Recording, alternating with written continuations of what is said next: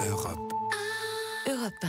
On part en Chine avec vous ce matin, Didier François. Pourquoi ? Parce que personne n'avait eu un tel pouvoir depuis la mort de Mao Tse-tung. Mais ce dimanche, le président Xi Jinping s'est vu offrir par les députés le droit de rester président à vie. C'est fait, il a obtenu sa fameuse réforme de la constitution chinoise qui lui permet de se représenter tout simplement autant de fois qu'il le souhaitera. Oui, en fait, c'est un véritable coup d'État constitutionnel, c'est rien d'autre que ça. Et puis en plus, il était vraiment mené au pas de charge. Le président chinois a présenté ses 21 amendements le 25 février dernier. Ils ont immédiatement été approuvés par le Parti communiste chinois, qui était lui-même passé entièrement sous son contrôle, vous vous rappelez, il y a 2 mois lors du dernier congrès. Et ces amendements ont donc été tous entérinés ce week-end par l'Assemblée nationale populaire sans le moindre débat.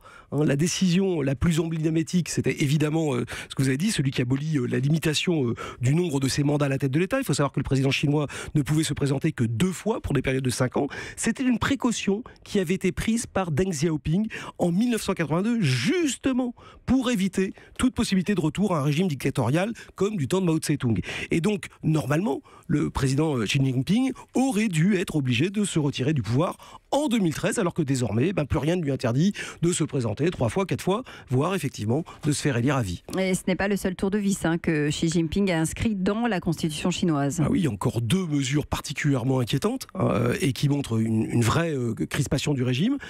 D'abord, il sera inscrit maintenant dans l'article 1er de la Constitution, non seulement que le pays doit être dirigé par le Parti communiste, mais en plus qu'il devra être en accordance avec la pensée de Xi Jinping. Ça, c'est du jamais vu, parce que ça exclut juridiquement jusqu'à l'hypothèse que la Chine puisse un jour non seulement opter pour une quelque autre formation politique, mais également pour une autre clique dirigeante au sein du même parti. C'est le principe non seulement du parti unique, mais du dirigeant unique. Alors ça rappelle des souvenirs, je ne sais pas si on en est jusque-là, mais ça ressemble à une forme de purge. On peut aller jusque-là, Didier ? Bien sûr. D'abord, ça a commencé au sein même du parti. Et puis, les rares dissidents qui ont osé s'indigner ont déjà été accusés de menées anticonstitutionnelles. L'ancien prisonnier politique Run Jia a été emmené par la police politique en vacances forcées. Ça aussi, c'est une nouveauté.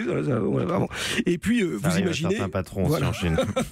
Je ne suis pas certain qu'on puisse vraiment comparer ce qui lui est arrivé. Mais en fait, vous voyez la situation, par exemple, des militants pro-démocratie à Hong Kong, qui là, effectivement, dénonce l'ouverture d'une nouvelle ère, donc c'est très chinois comme vision, de l'empereur Qi, et surtout qui pense que c'est quand même absolument incroyable que sur 1,3 milliard individus, seulement quelques personnes aient osé ouvrir la bouche. Europe 1.